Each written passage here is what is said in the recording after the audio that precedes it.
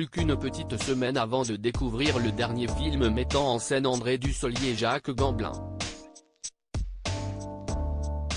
Mercredi 7 septembre 2022, les deux acteurs seront à l'affiche du film Le Tigre et le Président, réalisé par Jean-Marc Perfit. Dans celui-ci, Georges Clemenceau vient de perdre l'élection présidentielle face à un parfait inconnu, Paul Deschanel. Alors qu'un soir, ce dernier se volatile après être tombé d'un train, son concurrent fera alors tout pour devenir président de la République.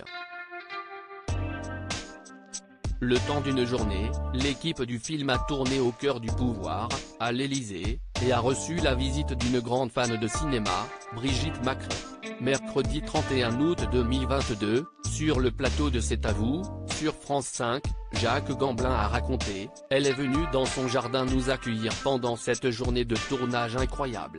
Il y a un nombre de scènes qui se passent dans le jardin de l'Élysée et effectivement, je suis en caleçon, je suis en train de préparer une cascade pour atterrir dans cette fontaine. » C'était en une seule prise car il n'y avait qu'un seul caleçon. Le sourire aux lèvres, l'acteur a ajouté « La première dame vient parce qu'elle a envie de nous rencontrer, de voir ce qu'il se passe dans son jardin. » C'était un moment réjouissant. Alors qu'Anne-Elisabeth Lemoine lui a demandé si celle-ci avait vu le film, Jacques Gamblin a répondu « Je ne crois pas, mais j'ai l'impression qu'il y a un désir de le voir et de s'emparer un peu de ce film.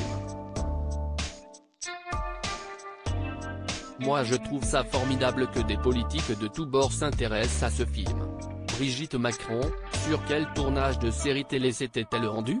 Jeudi 9 juillet 2020, la femme d'Emmanuel Macron avait effectué une visite surprise sur le tournage de la mini-série historique Les Aventures du jeune Voltaire, diffusée sur France 3. Surpris, de nombreux habitants de cette petite commune de l'Oise l'avaient en effet aperçu en basket, avec une troupe de comédiens poudrés en costume façon XVIIIe siècle. Après avoir passé de nombreuses heures en présence des techniciens, intermittents du spectacle, costumiers et perruquiers, la première dame avait assisté au tournage d'une scène dans la cathédrale de Senlis.